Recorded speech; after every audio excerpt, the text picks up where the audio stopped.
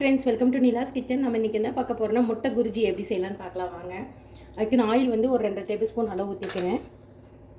கடுகு 1/4 ஸ்பூன் அளவு போட்டுக்கலாம். இது நல்லா பொரியட்டும். பாருங்கள், சீரகம் ஒரு சிட்டிகை போட்டிருக்கேன். நல்லா பொரியட்டுங்க. இப்போ நான் வந்து பெரிய வெங்காயம் ஒரு 2 வெங்காயத்தை பொடியாக கட் பண்ணியிருக்கேன். சின்ன தக்காளியாக ஒரு 3 தக்காளி கட் பண்ணியிருக்கேன். கருவேப்பிலை கொஞ்சங்க, அப்புறம் ஒரு 3 முட்டைங்க. கடுகு நல்லா வெடிச்சிருச்சுங்க.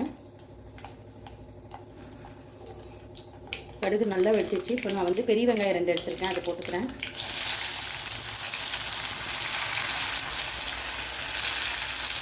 நல்லா வதக்கலாம்.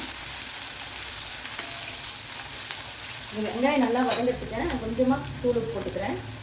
நான் தேவையான அளவு இப்போயே போட்டுக்கிறேன். வேணா டேஸ்ட் பார்த்து போட்டுக்கலாங்க. நான் ஒரு 1/4 டேபிள் ஸ்பூன் அளவு போட்டிருக்கேன். ஆனியன் நல்லா வதங்கட்டும். ஆனியன் நல்லா வதங்கணும். மஞ்சள் கொஞ்சம் போட்டுக்கிறேன். நான் ஒரு 1/2 டேபிள் ஸ்பூன் அளவு மஞ்சள் போட்டுக்கிறேங்க. போட்டு நல்லா வதக்கலாம்.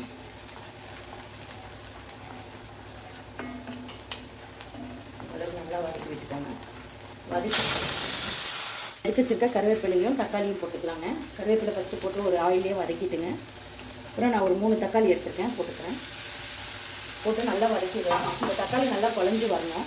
ஆயில் பிரிஞ்சு வதக்குங்க. பாருங்கள், தக்காளி இந்த அளவுக்கு நல்லா வதங்கிடணுங்க.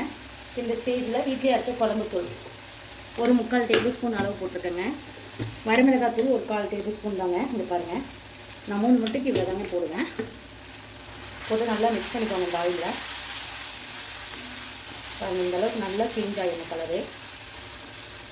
நல்லா வதங்கிடுச்சு. இந்த ஸ்டேஜில் காரம் உப்பு கரெக்டாக இருக்கான்னு பார்த்துக்கோங்க. எனக்கு உப்பு கொஞ்சம் லைட்டாக பத்தல, நான் ஆட் பண்ணிக்கிட்டேங்க.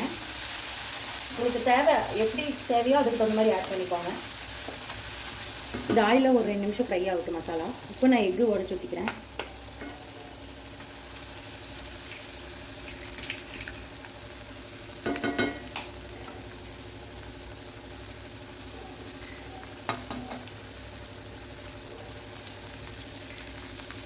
எக்கு உடச்சி ஊற்றிட்டுங்க. இதுலேயே நல்லா ஃப்ரை பண்ணிக்கணும்.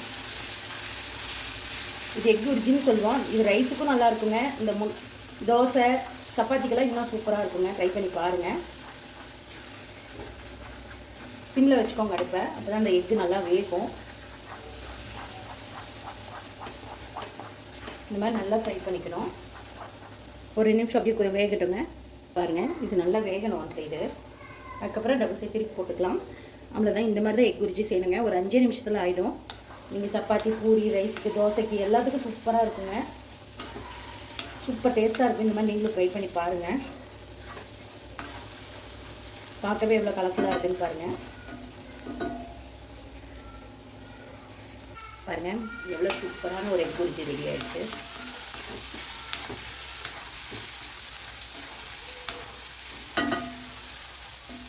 உங்களுக்கு இந்த வீடியோ பிடிச்சிருக்குன்னு நினைக்கிறேன். பிடிச்சிருந்தா லைக் பண்ணுங்கள், ஷேர் பண்ணுங்கள், மறக்காமல் சப்ஸ்கிரைப் பண்ணுங்கள். தேங்க்யூ ஸோ மச் ஃபார் வாட்சிங். பை.